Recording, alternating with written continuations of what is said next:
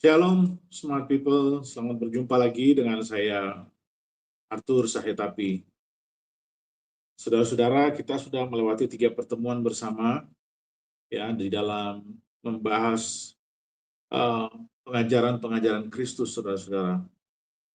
Dan kembali hari ini kita akan belajar firman Tuhan, dan saya berharap saudara-saudara biarlah kiranya pertemuan kita kali ini juga memberkati saudara, memberkati kita semua bersama, dan mendorong kita untuk bisa bertumbuh saudara-saudara di dalam Kristus.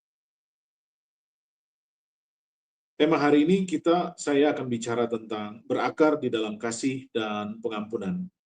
Dan sebelum kita membicarakan firman Tuhan, saya berharap mari kita bisa duduk untuk bersama dan kita berdoa.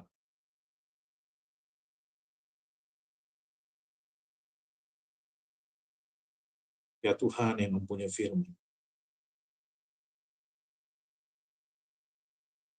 Tuhan Allah kami yang hidup, yang kami sembah di dalam nama Yesus. Tuhan, berbicaralah ya Tuhan, seperti sudah Tuhan lakukan di dalam pertemuan-pertemuan sebelumnya. Dan biarlah malam ini juga Tuhan berbicara, dan biarlah firman-Mu menolong setiap kami ya Tuhan, supaya kami benar-benar bisa memahami firman-Mu dalam pertolongan Roh-Mu yang kudus. Kami boleh duduk mendengarkan firman-Mu tanpa membawa kebenaran kami sendiri Tuhan. Kami duduk dengan hati yang tulus, kami duduk dengan hati yang murni, untuk benar-benar mau dibentuk untuk menjadi serupa dengan Engkau Tuhan. Karena itu Tuhan Yesus berbicaralah, Roh Kudus tolong kami bukan hanya menjadi pendengar firman Tuhan, tetapi kami menjadi pelaku. Supaya biarlah hidup kami berbuah dan menyenangkan hati-Mu ya Tuhan. Kami taklukkan hati, roh, jiwa, pikiran kami, tubuh kami Tuhan, di dalam pimpinan-Mu. Berbicaralah, kami mau mendengarkan. Dalam nama Tuhan Yesus kami berdoa. Amin. Saudara, kita akan berbicara tentang berakar di dalam kasih dan pengampunan. Di dalam Yohanes 15 ayat 5, saya mau membawa kita bersama untuk membaca Yohanes 15 ayat 5. Beberapa ayat yang saya pakai sebagai ayat pembuka menjadi landasan pembicaraan kita siang ini. Akulah pokok anggur dan kamulah ranting-rantingnya. Barang siapa tinggal di dalam aku dan aku di dalam dia, ia berbuah banyak. Sebab di luar aku kamu tidak dapat berbuat apa-apa. Selanjutnya di dalam Kolose 2 ayat 6 sampai 7. Kolose 2 ayat 6 sampai 7. Kamu telah menerima Kristus Yesus Tuhan kita. Karena itu hendaklah hidupmu tetap di dalam Dia, hendaklah kamu berakar di dalam Dia dan dibangun di atas Dia. Hendaklah kamu bertambah teguh dalam iman yang telah diajarkan kepadamu. Dan hendaklah hatimu melimpah dengan syukur. Di dalam konteks pertumbuhan rohani kita menuju kedewasaan untuk menjadi serupa dengan Kristus, saudara-saudara, Paulus menunjukkan prosesnya di dalam nasihatnya kepada jemaat di Kolose. Di ayat yang baru saja kita baca bersama. Dan Paulus berkata bahwa kepada jemaat bahwa untuk jemaat yang telah menerima Yesus sebagai Tuhan dan Juru Selamat, mereka didorong dan dipastikan agar selanjutnya mereka dapat bertumbuh dan berbuah. Dan untuk bisa bertumbuh dan berbuah, mereka dinasihati untuk bisa hidup tetap di dalam Kristus, saudara-saudara. Nah, kata hidup tetap di dalam itu di dalam bahasa Yunani, saudara-saudara, itu memiliki arti yang artinya berjalan mundar-mandir atau berjalan keliling. Itu di dalam bahasa Yunani yang berbunyi paripateo. Nah, ini berarti dapat kita definisikan bahwa seseorang yang menerima Yesus sebagai Tuhan dan Juru Selamatnya, ia perlu berjalan bersama Yesus dalam suatu proses perjalanan rohani atau spiritual journey yang terus-menerus berputar, terus-menerus dan berulang-ulang, saudara-saudara.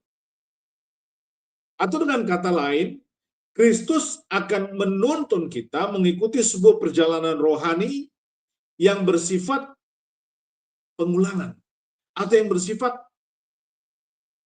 terus-menerus, yang bersifat berjalan terus-menerus tanpa henti, sehingga kita akan semakin berakar di dalam Dia. Nah, kita telah mendengar apa yang Alkitab sering katakan, bahwa Allah itu kasih. Di Yohanes 4 ayat 16, kita bisa baca bersama, saudara-saudara. Di Yohanes 4 ayat 16, kita bisa melihat bersama di layar, kata Yesus kepadanya, pergilah dan panggillah suami. Dan Yohanes 4, saya benar atau enggak? Coba kita lihat bersama, saudara.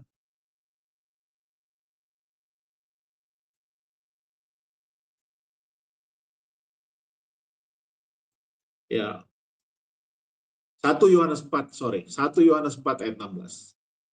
1 Yohanes 4 ayat 16 berbunyi, kita telah mengenal dan telah percaya akan kasih Allah kepada kita. Allah adalah kasih. Dan barang siapa tetap berada di dalam kasih, ia tetap berada di dalam Allah dan Allah di dalam dia. Jadi ketika dikatakan bahwa kita harus bertumbuh di dalam kasih, maka itu artinya kita harus bertumbuh di dalam Kristus. Bertumbuh dalam pengenalan akan Kristus, bertumbuh di dalam percaya kepada Kristus, dan bertumbuh di dalam ketergantungan kita kepada Kristus, saudara-saudara. Analogi sederhana, saudara-saudara, sebuah pohon tidak akan dapat bertumbuh jika tidak berakar dengan kokoh. Nah, sama halnya dengan kita manusia. Kita tidak akan dapat bertumbuh jika kita tidak berakar di dalam Kristus, saudara-saudara. Dan sama halnya dengan sebuah pohon, saudara-saudara, dalam proses pertumbuhannya kita tidak bisa mengharapkan ketika pohon itu ditanam dan akan dengan segera juga menghasilkan buah. Karena jika sebuah bibit ditanam, saudara-saudara, dia harus disiram, dia harus ditanam di tanah yang subur, digemburkan tanahnya, diberikan pupuk yang baik, kemudian disiram, kemudian diberikan sinar matahari, dan semua proses itu, saudara-saudara, dilewati secara teratur di dalam rentetan waktu. Nah, saudara, Yesus dan pengorbanannya di atas kayu salib yang dirancangkan dari sorga, atau yang juga disebut sebagai rahasia kerajaan surga, adalah bibit kehidupan bagi semua manusia.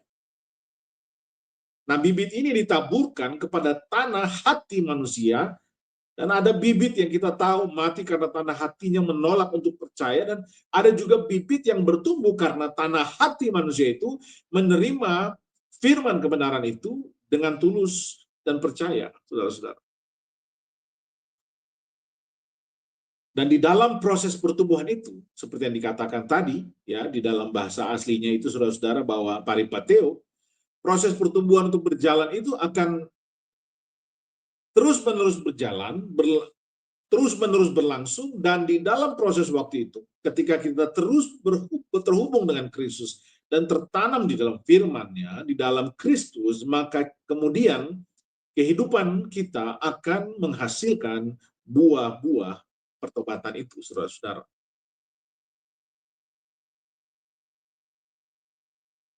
Saudara, Alkitab berkata di dalam Yohanes 15 ayat 5, jika kita tetap tinggal di dalam firman yang ditabur itu, artinya jika kita tetap berada di dalam kasih itu, artinya juga kita akan tetap tinggal di dalam Kristus dan pengajarannya.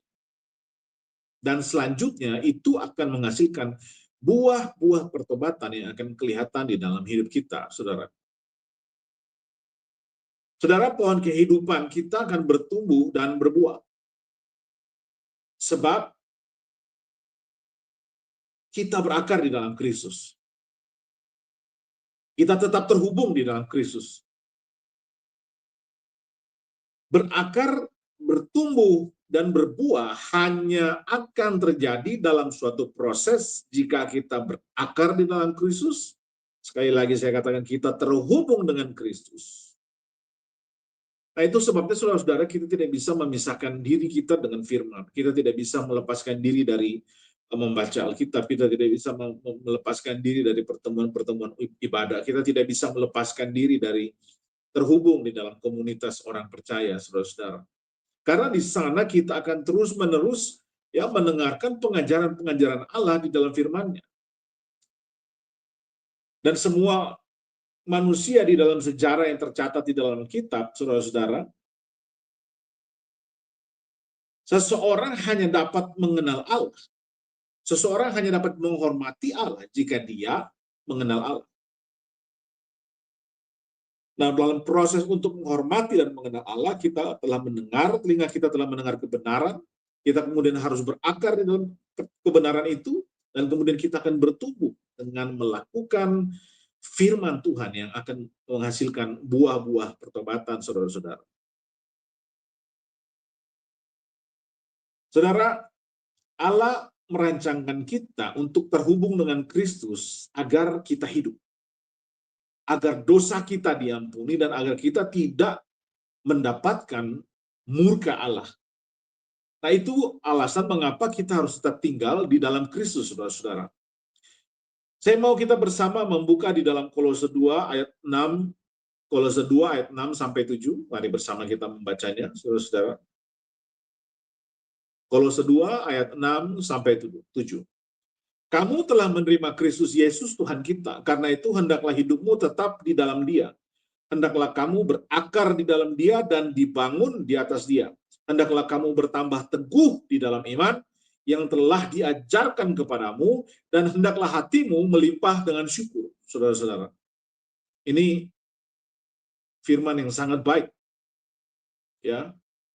Jadi untuk setiap orang yang percaya, yang telah menerima Kristus Yesus Tuhan, dikatakan hendaklah hidupmu tetap di dalam Kristus. Hendaklah kamu berakar di dalam Kristus dan dibangun di atas Kristus. Dan kemudian itu hendaklah kamu bertambah teguh di dalam iman yang telah diajarkan kepadamu. Dan hendaklah hatimu melimpah dengan syukur, saudara-saudara. Saudara-saudara, semua karena Kristus. Semua terhubung dengan Kristus. Selanjutnya saya mau kita membuka di dalam Efesus 3 ayat 16 sampai 19. Efesus 3 ayat 16, ya, Efesus 3 ayat 16 sampai 19. Saya akan membacakannya bagi saudara, saudara mengikutinya dari rumah.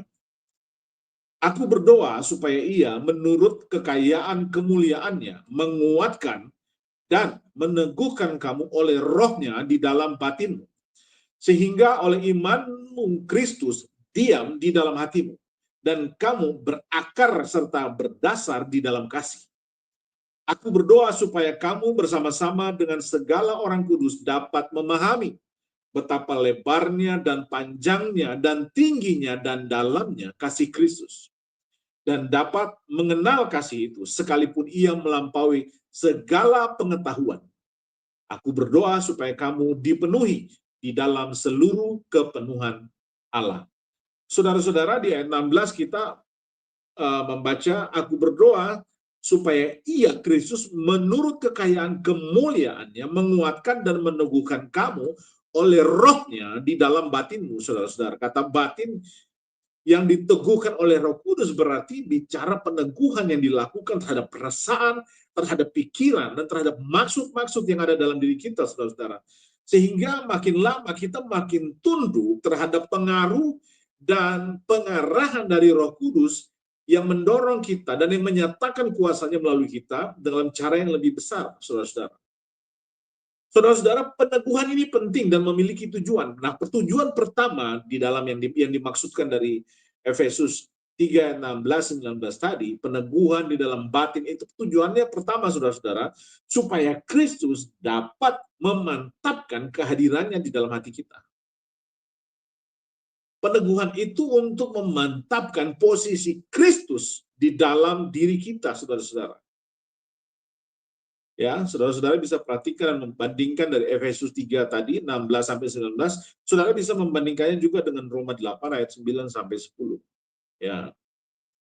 Jadi peneguhan itu berfungsi untuk memantapkan posisi kehadiran Kristus di dalam diri kita. Nah, yang kedua, saudara-saudara, peneguhan ini penting untuk apa? Mempunyai tujuan apa? Supaya kita dapat berakar di dalam kasih yang sungguh-sungguh kepada Allah, Kristus, dan kepada manusia. Saudara-saudara, kita tidak bisa mengasihi Allah tanpa mengasihi orang lain. Ya. Nah, yang ketiga, saudara-saudara, dikatakan peneguhan ini mempunyai tujuan yang ketiga, itu supaya kita dapat memahami di dalam pikiran dan mengalami di dalam hidup kasih Kristus kepada kita. Jadi kasih itu bukan hanya dikenali, saudara-saudara, tetapi dialami di dalam hidup kita. Kasih itu bukan hanya sebuah pengetahuan, saudara-saudara, tapi termanifestasikan di dalam kehidupan kita. Dan yang keempat, tujuan dari peneguhan, ya, tujuan dari peneguhan firman-Nya, tujuan dari peneguhan kehadiran Kristus dalam diri kita adalah supaya kita dipenuhi dengan seluruh kepenuhan Allah, saudara-saudara.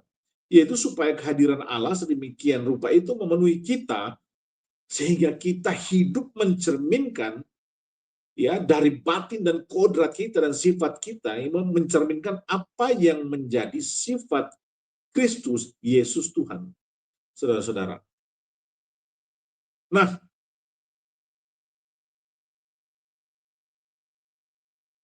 fungsi akar rohani, kalau bicara tentang berakar di dalam Kristus, kita harus memahami apa fungsi akar rohani yang kita kejar di dalam pengajaran ini, saudara-saudara. Akar rohani ini, saudara-saudara, berfungsi sebagai sebuah fondasi hidup yang membuat kita untuk bisa kokoh berdiri di dalam Kristus, saudara-saudara. Berdiri di dalam kehidupan ini, saudara-saudara, di dalam menghadapi begitu banyak pilihan-pilihan dan tantangan di dalam kehidupan kita.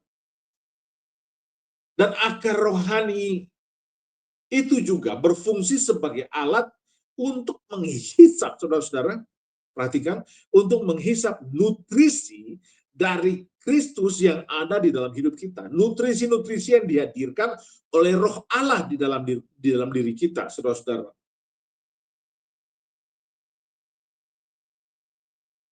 Nah, selanjutnya yang sering menjadi pertanyaan ketika kita membahas tentang hal ini, saudara-saudara, orang akan bertanya, lalu jika memang itu berfungsi, akar itu berfungsi sebagai alat penyerap nutrisi dari Roh Allah, bagaimana caranya supaya kita semakin berakar di dalam Kristus?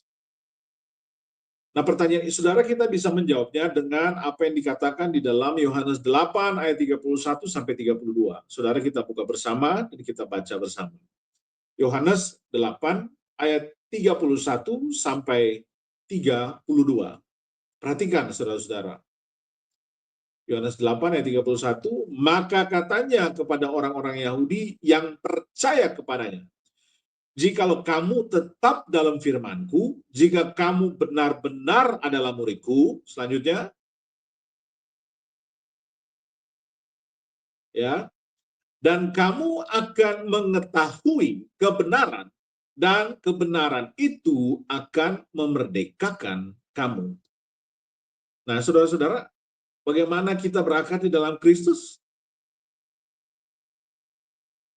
Dengan tinggal tetap di dalam firman.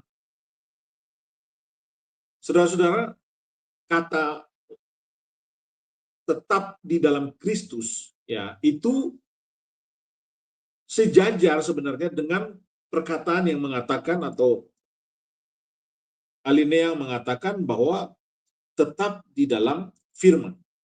Jadi tetap di dalam firman, untuk bisa tetap di dalam Kristus, saudara harus tetap di dalam firman. Tetap di dalam firman sejajar dengan tetap di dalam Kristus. Karena memang Yesus Kristus itu adalah firman Allah yang hidup. Nah, yang dimaksud dengan hidup tetap di sini adalah, saudara-saudara, ya, kita harus mempunyai hati untuk senantiasa meneliti dan mempraktekkan firman itu berulang-ulang. Seperti yang dikatakan oleh Yakobus, ya, tentang orang-orang yang menjadi pelaku firman. Iman tanpa perbuatan adalah mati. Lalu, saudara-saudara, selanjutnya, di dalam Galatia 5 ayat 16, saya mau saudara-saudara mempersiapkan Galatia 5 ayat 16. Nah, jika kita bicara tentang hal ini, bagaimana kita dimerdekakan di dalam Kristus, saudara-saudara, kita akan mendengar banyak pertanyaan. Ada firman yang mengatakan bahwa kita jika tetap di dalam firman, maka kita akan mengetahui kebenaran, dan kebenaran itu akan memerdekakan kita. Saudara perhatikan, memerdekakan kita dari apa? Ya. Nah, di Galatia 5 ayat 16, mari bersama kita membacanya. Galatia 5 ayat 16, ada ya, Galatia 5 ayat 16. Maksudku ialah, hiduplah oleh roh, maka kamu tidak akan menuruti keinginan daging. Selanjutnya,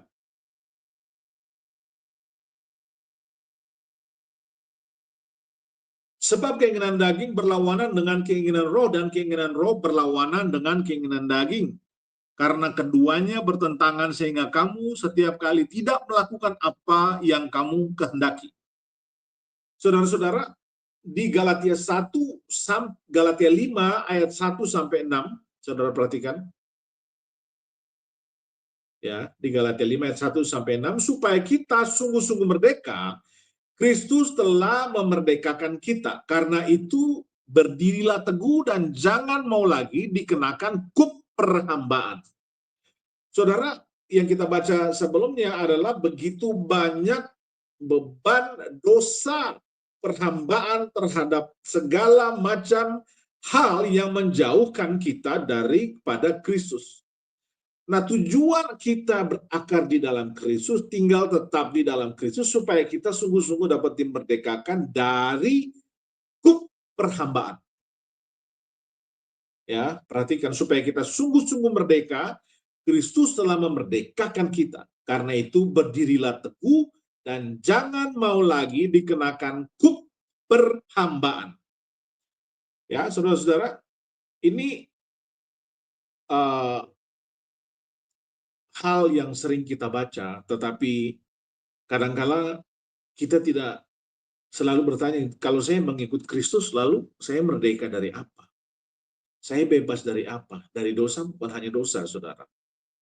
Tapi kita bebas dari perhambaan kita, tempat di mana kita mengabdikan diri di dalam dosa-dosa yang pernah kita lakukan. Saudara, kita buka bersama kembali di Yakobus 1 ayat 23 sampai 25. 23 sampai 25. Perhatikan. Ya, Yakobus 1 ayat 23, sebab jika seorang hamba mendengar firman saja dan tidak melakukannya, ia seumpama seorang yang sedang mengamat-amati mukanya, yang sebenarnya di depan cermin. 24, baru saja ia memandang dirinya, ia sudah pergi, atau ia segera lupa bagaimana rupanya. Dan ayat 25, saudara-saudara, tetapi barang siapa meneliti hukum yang sempurna, yaitu hukum yang memerdekakan orang, dan ia bertekun di dalamnya, jadi bukan hanya mendengar untuk melupakannya, tetapi sungguh-sungguh melakukannya, maka ia berbahagia oleh perbuatannya. Saudara-saudara, kita seringkali tidak mampu hidup untuk menghasilkan buah-buah pertobatan kita. Kita seringkali, saudara-saudara, tidak mampu hidup untuk menunjukkan buah-buah roh. Kenapa? Karena kita tidak sungguh-sungguh berakar di dalam Kristus. Karena kita tidak sungguh-sungguh menghabiskan waktu setiap hari dan menjadikan Kristus sebagai prioritas utama. Sehingga sedikit waktu yang kita habiskan, sedikit waktu yang kita berikan untuk meneliti hukum Allah. Sehingga setiap kali kita selalu merasa bahwa kita masih dibawa perhambaan dosa yang sama yang sudah pernah kita lakukan sebelum kita mengaku Yesus sebagai Tuhan. Atau sebelum kita mengaku percaya. Nah ini saudara-saudara penyebab. Jadi jika kita tuh tidak benar-benar mendengar untuk melakukan atau tidak memberikan hidup secara penuh untuk tertanam di dalam Kristus ya secara utuh, maka kita tidak akan lepas dari kuk perhambaan dosa-dosa yang pernah kita lakukan sebelum pengakuan atau pertobatan kita. Saudara-saudara. Saudara, perjalanan rohani kita adalah perjalanan rohani yang berputar-putar, berulang-ulang, terus-menerus, semakin lama semakin tinggi untuk mendekati kesempurnaan. Kesempurnaannya itu apa? Yaitu menjadi sesuai dengan gambar khalik Allah. Nah, semakin kita berakar di dalam Kristus dan firman, semakin kuat dan semakin tinggi pula perjalanan dari kehidupan kerohanian kita, saudara-saudara. Nah, setelah kita berakar di dalam Kristus selanjutnya, kita juga harus dibangun di dalam Kristus. Untuk apa? Agar hidup kita ini dapat menjadi satu kesaksian bagi orang lain yang belum mengenal Kristus. Dan hidup kita itu memberikan kemuliaan, saudara-saudara, bagi Allah yang layak mendapatkan kemuliaan dari hidup kita. Sehingga orang lain yang belum percaya dapat benar-benar melihat Kristus di dalam kita. Nah, ini hal yang penting, saudara-saudara. Nah, selanjutnya setelah kita berakar di dalam Kristus, kita harus dibangun di atas Kristus. Nah, setiap aspek dari kehidupan kita, rohani, jiwa, jasmani, pernikahan, keluarga, keuangan, usaha, dan sebagainya, saudara-saudara, itu semuanya harus dibangun di atas landasan yang kokoh, batu karang yang teguh itu, yaitu Kristus, saudara-saudara. Hanya karena di dalam Kristus, saudara, kita mempunyai pandangan yang benar terhadap segala hal. Ini penting, saudara-saudara. Dibangun di atas Kristus artinya membawa setiap aspek kehidupan kita agar berpusat kepada Kristus, bukan berpusat pada diri sendiri. Jadi Kristus sentris, Christ sentris, bukan egosentris. Saudara, apa yang menjadi dosa yang menjadi beban yang menghalangi kita untuk bertumbuh di dalam Kristus, itu yang harus kita perhatikan. Kita jujur, saudara-saudara, terhadap diri sendiri. Ya.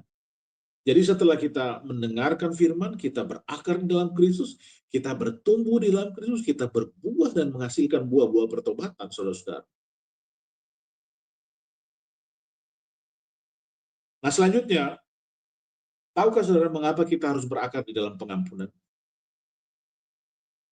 Jadi kita telah berakar di dalam Kristus, kita juga harus berakar di dalam pengampunan itu. Kenapa? Karena kita menerima pengampunan, saudara-saudara.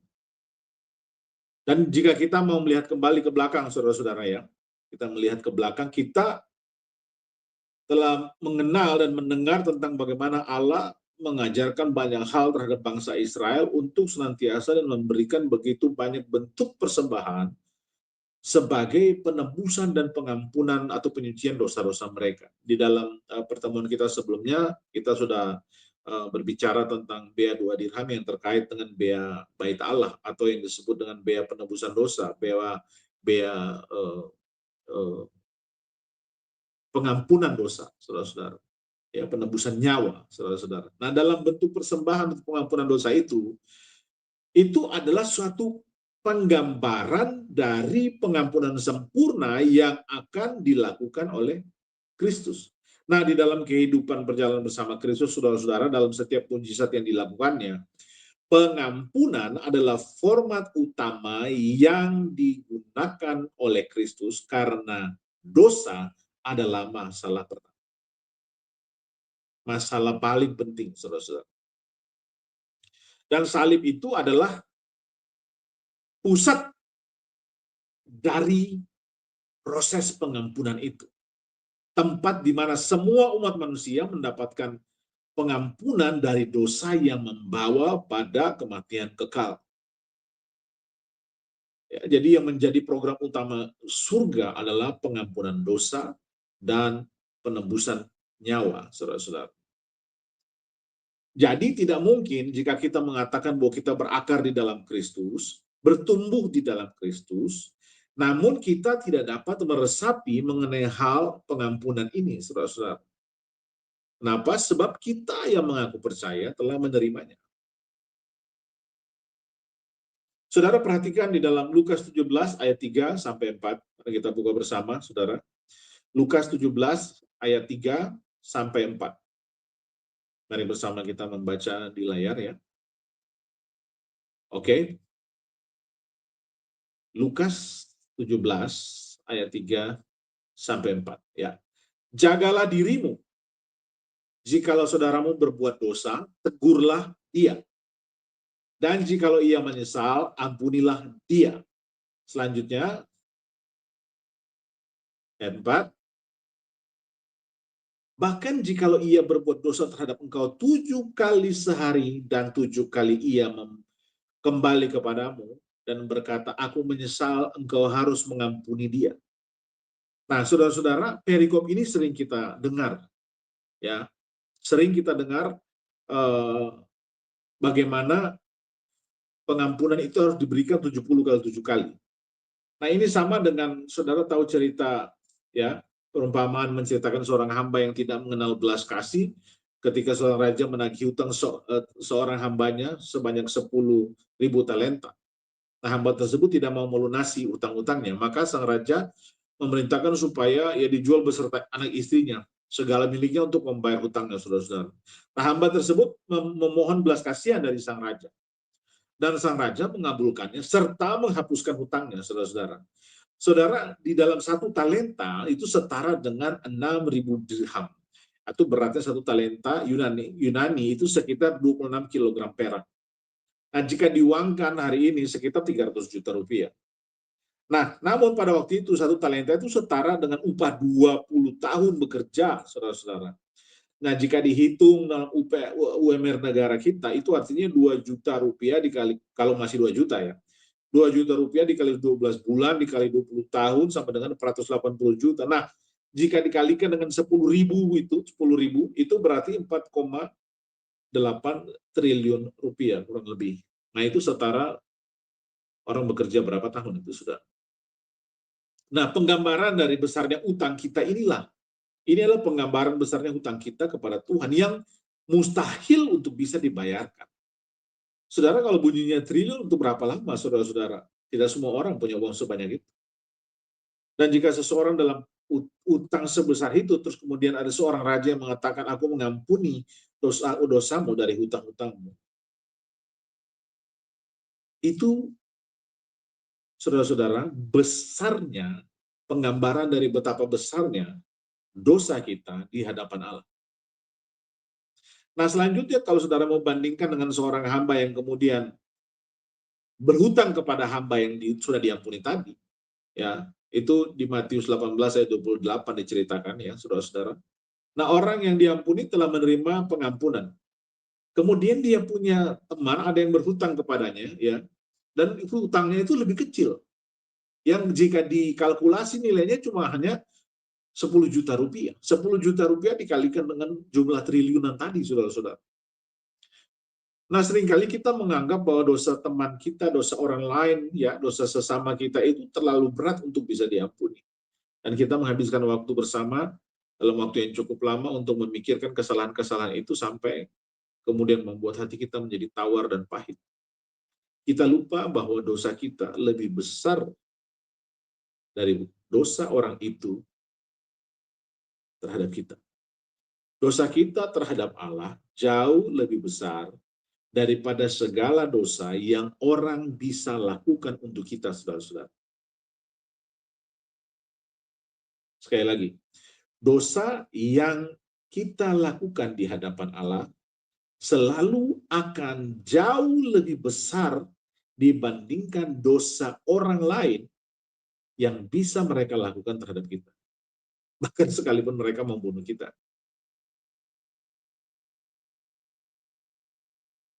Itu maksud dari perumpamaan ini, saudara-saudara. bahwa kesalahan kita di hadapan Allah akan selalu dihitung lebih besar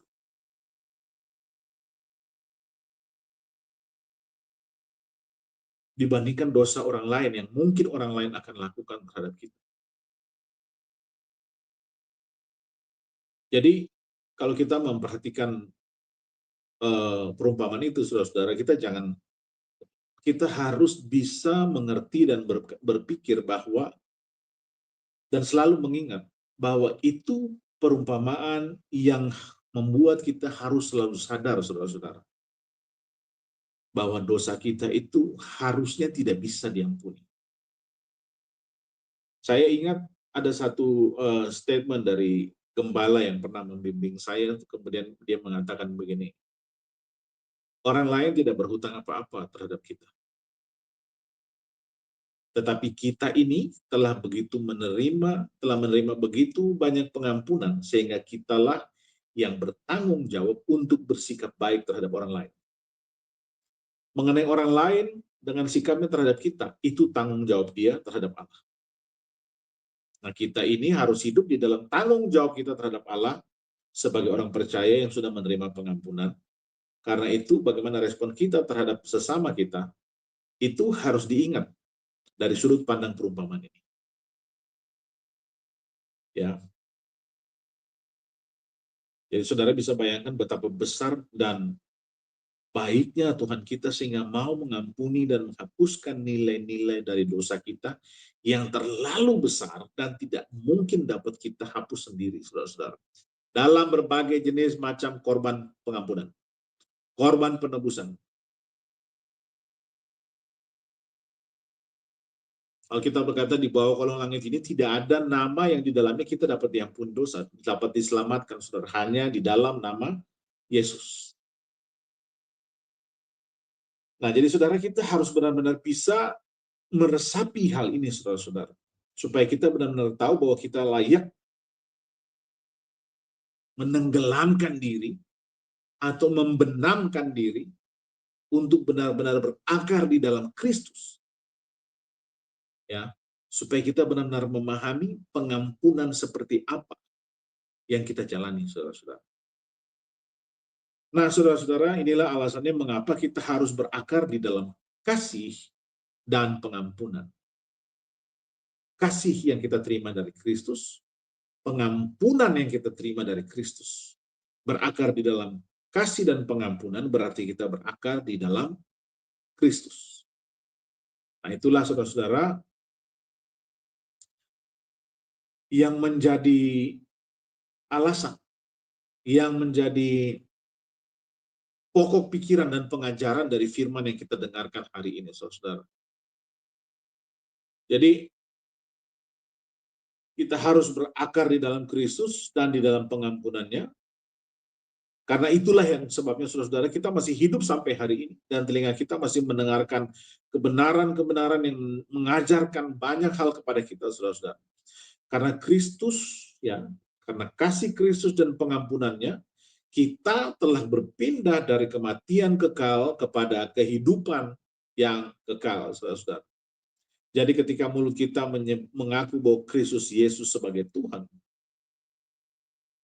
maka pada saat yang sama kita harus memastikan diri kita benar-benar sungguh-sungguh berakar di dalam Dia, memahami kasih-Nya dengan benar, bertumbuh di dalam kasih dan pengampunannya, saudara-saudara.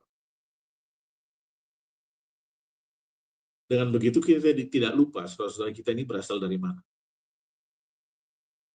Saudara-saudara, pengampunan Kristus, kasih Kristus adalah inti dari Injil Yesus Kristus dan menjadi dasar iman dan pengharapan dari semua orang yang mengaku dan percaya atau mengaku percaya kepada Yesus Kristus sebagai Tuhan.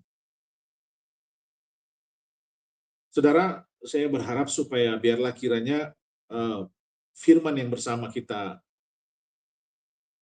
pelajari ini, firman yang bersama kita dengar ini sungguh-sungguh mendorong kita untuk membawa kita kepada kehidupan yang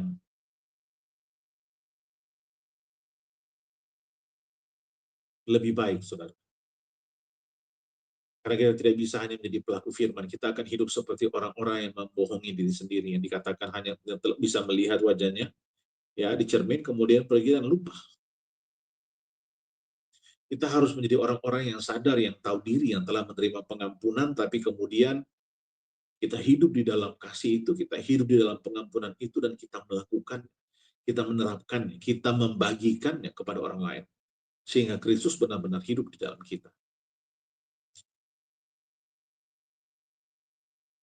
Tuhan Yesus memberkati saudara-saudara. Saya berharap saudara-saudara bisa menjalani minggu-minggu saudara, hari-hari saudara waktu di dalam minggu ke depan, menyambut Natal dan Tahun Baru. Dan kita dirubahkan menjadi lebih baik untuk menjadi segambar dan serupa dengan Kristus, saudara-saudara. Di dalam waktu Tuhan yang makin dekat. Tuhan Yesus memberkati saudara-saudara, Roh Kudus memimpin saudara-saudara, mengurapi saudara-saudara, dan biarlah hidup saudara-saudara menjadi terang dan menjadi kesaksian bagi orang. Tuhan Yesus memberkati.